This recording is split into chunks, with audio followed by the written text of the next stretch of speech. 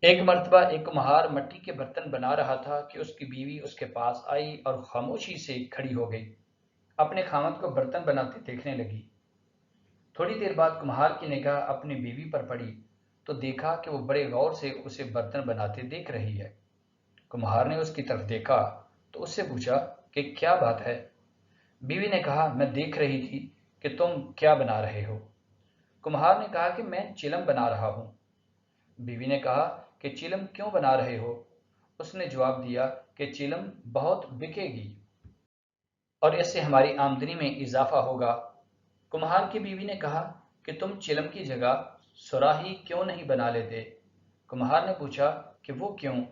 اس کی بیوی نے جواب دیا، وہ اس لیے کہ چلم کی جگہ صراحی میں لوگوں کا زیادہ بھلا ہے، انہیں راحت ملے گی۔ کمہار نے کہا، بات تو تم ٹھیک کر رہی ہو۔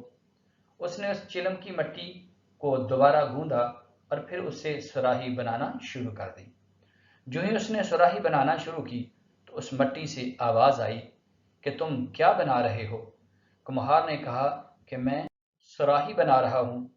مٹی نے بڑے پیار بھرے انداز میں پوچھا کہ پہلے تو تم کچھ اور بنا رہے تھے۔ کمہار نے کہا، ہاں، میں پہلے چلم بنا رہا تھا۔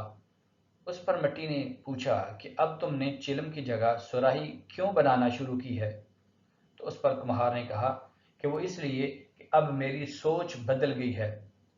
اس پر مٹی نے ایک ٹھنڈی سانس لی اور کہا کہ تم نے بہت اچھا کیا، اگر تم چلم بناتے تو میں آگ کی تپش برداشت کرتی رہتی اور آگ میں جلتی رہتی، اور اب تم نے مجھ سے صراحی بنائی ہے، اب میں آگ میں جلوں گی نہیں، میرے اندر آگ نہیں ڈالی جائے گی بلکہ مجھ میں پانی بھرا جائے گا جس سے میں ٹھنڈی رہوں گی اور میرا پانی پینے والے بھی ٹھنڈا پانی پی کر سکون میں رہیں گے۔ دوستو، مٹی نے کتنا اچھا سبق دیا کہ اپنی سوچ بدلو۔ سوچ کے بدلنے سے انسان دوسروں کے لیے راحت کا باعث بن جاتا ہے۔ یہ انسان کی سوچ ہے جو مثبت ہو جائے تو بھلائی کا سبب بن جاتی ہے۔